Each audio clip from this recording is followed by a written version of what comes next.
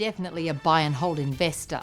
This is largely because the process of buying can be very costly when you consider stamp duties and other costs.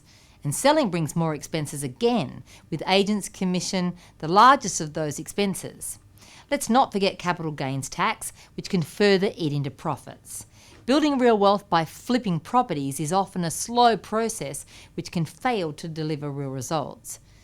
However, there may be times where you find yourself at a crossroads with regard to a property that you may own and you're tossing up whether or not to sell. The first is where that property is holding you back.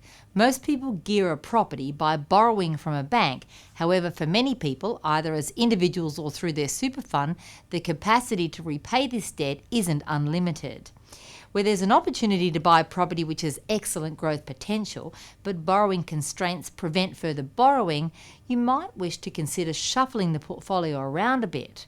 This might involve considering selling those properties which have already experienced considerable gain and which may be facing a long period of slow or no further growth. Then there's the case of the property which costs too much to hold. If a property suffers from exceptionally low cash flow, yet isn't showing significant signs of entering a strong growth period in the foreseeable future, it could be time to sell. Sometimes it's better to cut your losses and get out now rather than compound them. Another example may be where you find yourself in possession of a property which seems to take up more than its fair share of your time, attracts a stream of undesirable tenants who leave damage in their wake, and which seems to have little chance of growing well enough to make all of this pain worthwhile. You might wish to consider liquidating and getting into something a little easier.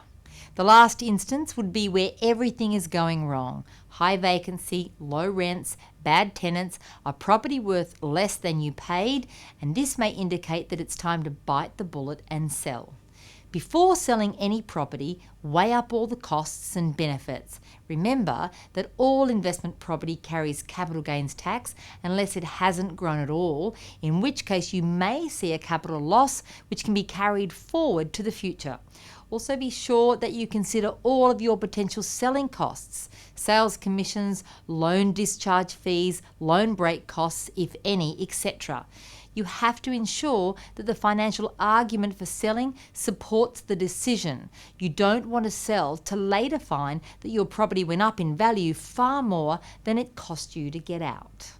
Hello there, I'm Margaret Lomas. You might remember me from my Sky News Business Property Show days. My company is Destiny, and we've taken the 25 years experience that we have in property advising and created Property Match. For the first time anywhere, now you can be matched with the investment property most suited to you. Give us a call today or visit the website mypropertymatch.com.au. Why not leave it to the people who know property investing the best? Destiny.